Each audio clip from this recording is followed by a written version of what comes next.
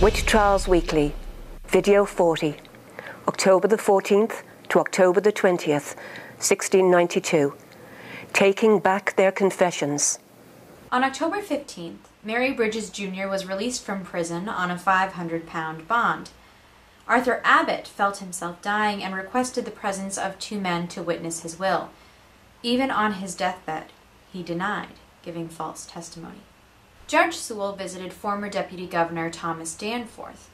Now, although Danforth had been involved in some of the arrests early on in the trials, he had long disagreed with the proceedings of the court of Oyer and Terminer.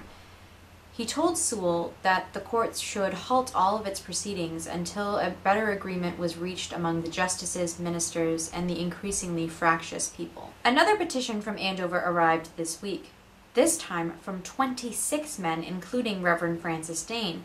It said that the good women of Andover had been misrepresented.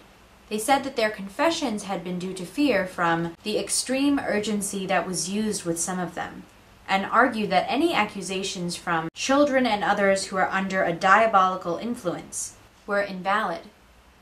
Due to recent conflicting information by and about confessors, Increase Mather and Thomas Brattle visited Salem prison. Some people who had freely and credibly acknowledged their guilt in an earlier visit now vehemently denied being witches. Some of the younger women stuck to their confessions, even adding to them, while Abigail Hobbs and Mary Lacey Jr. said that they had given false testimony against Rebecca Eames based on the devil's illusion.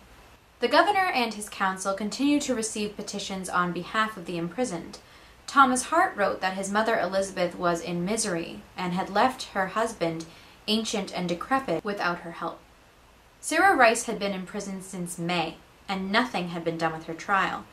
Her husband Nicholas, who had never suspected her in the 20 years they had been married, wrote, "It is deplorable that in old age the poor decrepit woman should lie under confinement so long in a stinking jail when her circumstances rather requires a nurse to attend her." Some people's irritation with the court flared after the publication of Cotton Mather's Wonders of the Invisible World. Some of this irritation was even targeted at the author himself. Reverend Samuel Willard's Some Miscellany Observations was not well received either.